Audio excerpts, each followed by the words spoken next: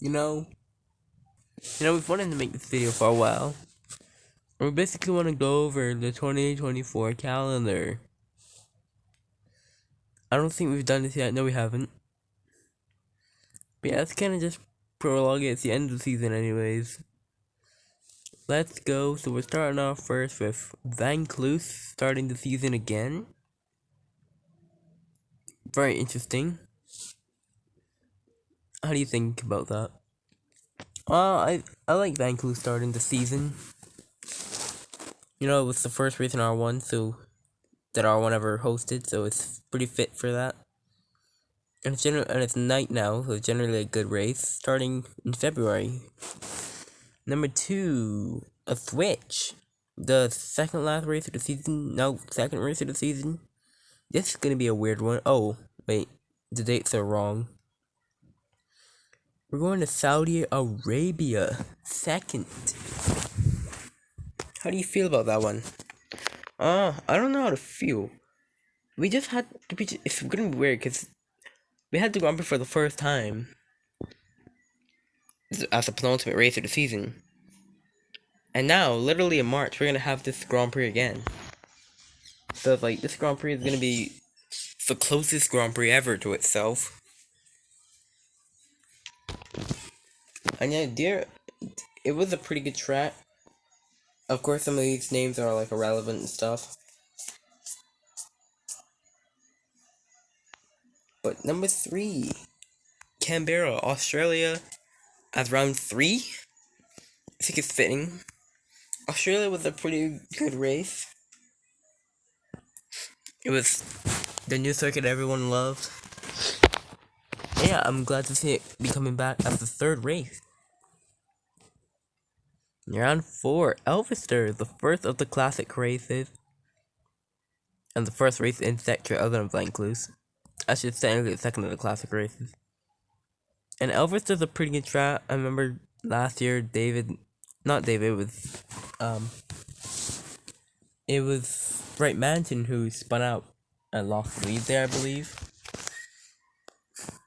Round 5, Germany. Germany's kind of been around this area, April. Back to Hockenheim. Very entertaining race there the last time. So I can't wait to go back there. The first new one is round 6, Monza. Surprising. I'm surprised that it's so early. And yeah, it's gonna be also the first R1 sprint of the entire thing.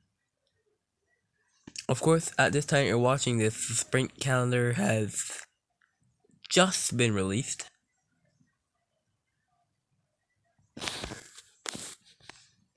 And this is a triple header. Going to France. France is round 7. I think that's fitting. France also the only weekend that had a rain in it in this whole season. That's so crazy. Round 8, Albon. The Monaco of the calendar. City circuit. Street circuit. We all love it. Albon's kind of here to stay. And that actually ends off a triple header. Then we're into the summer break that I don't really like because it's like midsummer. Then we return for Albon's with Sweden and an R1 sprint. Sweden was honestly, it had a good race, but it was one of those tracks that we forgot were on the calendar. And I forgot everything that happened in that race, honestly. Round 10, Elverson. A very good track, the sister track to Elverstar. Round 11, also Arbu. Street circuit, night. Generally a good one. Actually, it's a classic night race. It was the first night race ever in. So, round 12, Metharesh, Great Britain. We returned to Great Britain once again. Fought with a pretty good race last time. It's a bit like Monza.